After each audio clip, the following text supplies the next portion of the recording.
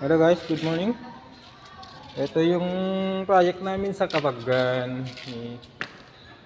Ito yung last touch na ginawa namin. Last snap tiles dito sa may entrada. Ginawa ko siyang diagonal. Kasi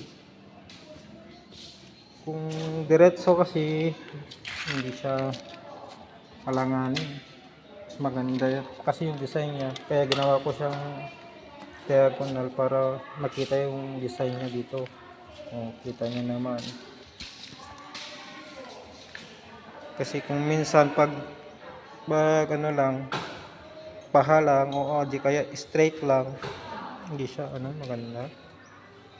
Hindi makikita yung design kung anong gusto mong klaseng design. Tingnan niyo naman